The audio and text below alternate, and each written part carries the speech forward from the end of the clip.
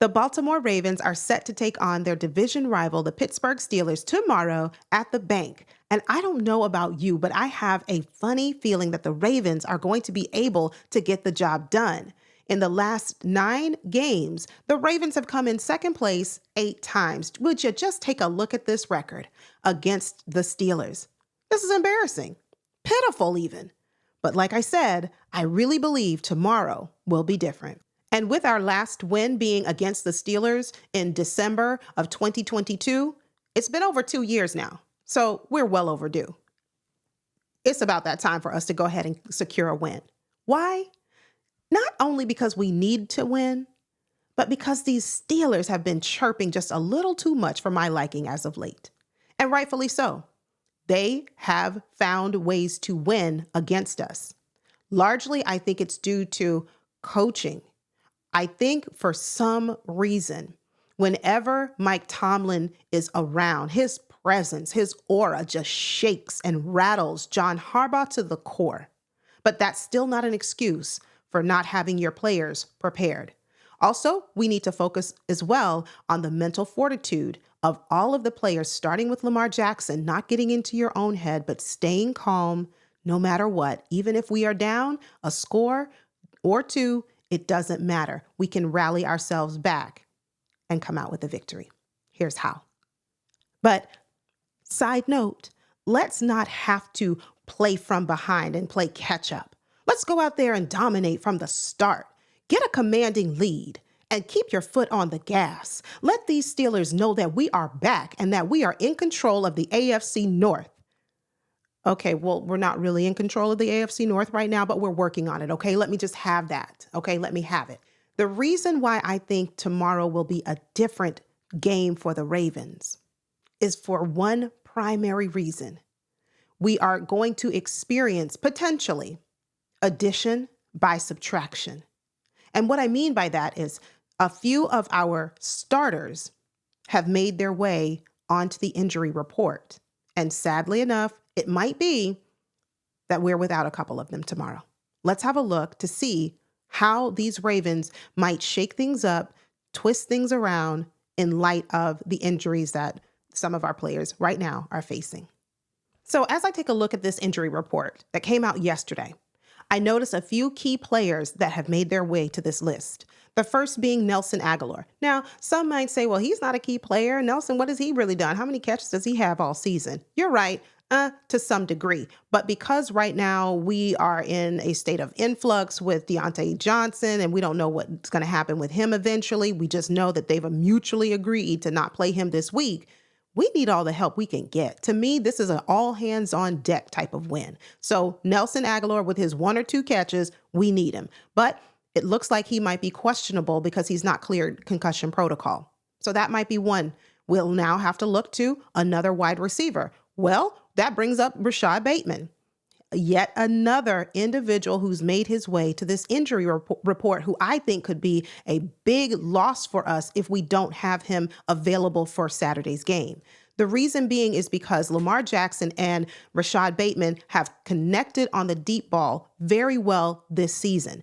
And some might say, well, Rashad Bateman, he's hit or miss. Sometimes he catches the passes and sometimes he drops them, which is true, and that may be. But one thing I can say about Rashad Bateman is that when he does drop a pass, he comes back usually and makes up for it in a big way. In a big, crucial moment, we can expect Rashad Bateman to bounce back. So having him out would be a huge loss for the Ravens. Now, that brings up the question, at least for wide receivers, who needs to step up if we are short 2 wide receivers, Nelson and Rashad? I'm thinking the person who needs to step up is not a wide receiver, but he's used like one, Isaiah Likely.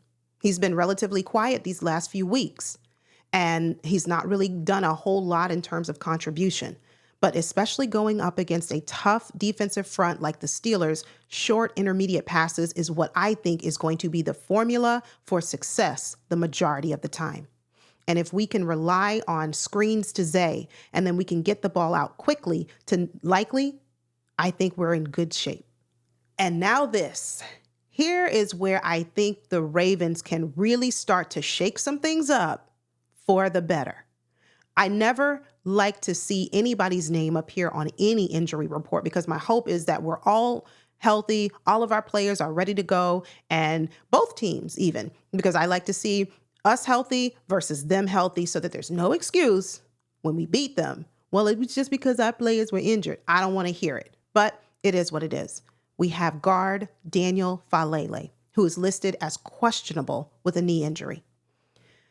Addition by subtraction might be what is needed here. If for some reason Daniel Falele is not a go, or if he has to be limited in his participation tomorrow, Ben Cleveland can come in the game and we will finally be able to see what he can do at the guard position. Not center, I said guard. But it would be a way for the Ravens to really judge who is the better player and what better team than to face than the Pittsburgh Steelers, because this is really a true litmus test for this offensive line. The last person who made his way onto this injury report that I want to speak about today is none other than my guy, Odafe Oweh. He has an ankle injury that has limited him in practice this week. I want to say maybe, just maybe, that is the reason that Odafe Oweh has not been as productive as of late. Maybe it's the reason that Odafe Oweh has been limited in snaps recently. Not because he's not great, but simply because he's dealing with something on his ankle that's just been bothering him and causing him to not be that first round draft talent that we picked up a few years ago. As you can see, Odafe Oweh is listed as questionable. We know our pass rush has not been the greatest. Okay, it's not been good at all. But I must say, we don't have a lot of options to choose from in terms of getting to the quarterback. If Odafe Oweh is not available, who steps up in his place? That's where I draw a blank. I say, I don't know. In our stream last night, if you missed it, we previewed the upcoming game. Myself, Hendo, and Suge Knight 323 previewed that game. I'll be sure to link it in the description, or it'll be in the cards somewhere up here. One thing I must say, someone said, who can we insert instead of Odafe Oweh? And the response was, go and get Matabike and put him on the edge. And I said, Matabike?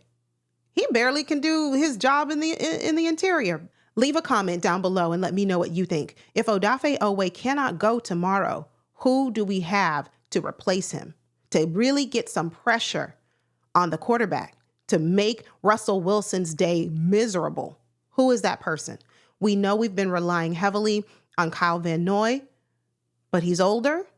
And even though he is older, he still leads our team right now with 9 sacks. But he can't do it alone. David Ajabo, maybe he will have the game of his life. I don't know. It remains to be seen. Those are some big names that have made their way to the injury report, and they really could change the trajectory of how this game goes tomorrow.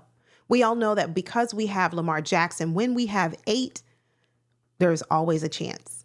But I really feel like we need as many healthy bodies out there ready to go to help Lamar Jackson will this team to victory.